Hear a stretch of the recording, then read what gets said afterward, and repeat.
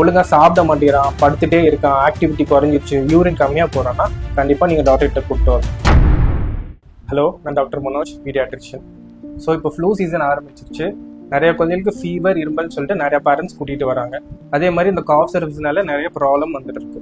So fever, நம்ம பாடியில் ஒரு இன்ஃபெக்ஷன் வந்தோடனே அந்த இன்ஃபெக்ஷனுக்கு எதிரான ஒரு ரியாக்ஷன்னால வர்றது தான் ஃபீவர்.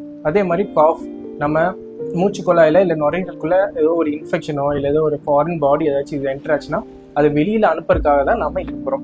நார்மலாக இப்போ வைரல் இன்ஃபெக்ஷன்ஸ் தான் வருது. ஃபீவர் 1 நாள்லேருந்து 5 நாள் வரைக்கும் வரும். அதே மாதிரி காஃப் 1 வாரத்துலேருந்து 3 வாரம் வரைக்கும் இருக்கும். ஸோ உங்கள் குழந்தை ஃபீவர் வருது, ஆனால் உங்கள் குழந்தை ஆக்டிவாக விளையாண்டுருக்கான், நல்லா சாப்பிட்டுக்கிறான், நிறையா தண்ணி குடிக்கிறான், நல்லா யூரின் போய்க்கிறான்னா நீங்கள் முதல் 3 நாளைக்கு வீட்டில் வச்சே மேனேஜ் பண்ணலாம். அவனுக்கு நல்லா ரெஸ்ட் கொடுங்க, நிறையா லிக்விட்ஸ் கொடுங்க, ஜூஸு, பால், தண்ணி அந்த மாதிரி நிறைய கொடுங்க.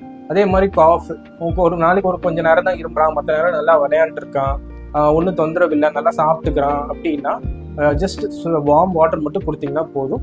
சப்போஸ் 3 மாதத்துக்கு கீழே இருக்கிற குழந்தைக்கு ஃபீவர், இரும்பல் இருக்கு, இல்லை 3 நாளைக்கு மேலே ஆச்சு ஆனால் அவனுக்கு ஃபீவர் இருந்துகிட்டே இருக்கு, ஒழுங்காக சாப்பிட மாட்டேங்கிறான், படுத்துட்டே இருக்கான், ஆக்டிவிட்டி குறைஞ்சிருச்சு, யூரின் கம்மியாக போகிறான்னா கண்டிப்பாக நீங்கள் டாக்டர்கிட்ட கூப்பிட்டு வரணும். ஸோ வீட்டில் காஃப்க்கு என் குழந்தைக்கு நான் என்ன பண்ணுறது அப்படின்னா, நீங்கள் சுடுதண்ணி கொடுக்கலாம், மூக்கு அடைச்சிக்கிச்சுன்னா நேசல் ட்ராப்ஸ் போட்டுடலாம். இந்த மாதிரி பண்ணிங்கனாவே போதும், அந்த குழந்தைக்கு இரும்பல் குறைஞ்சிடும்.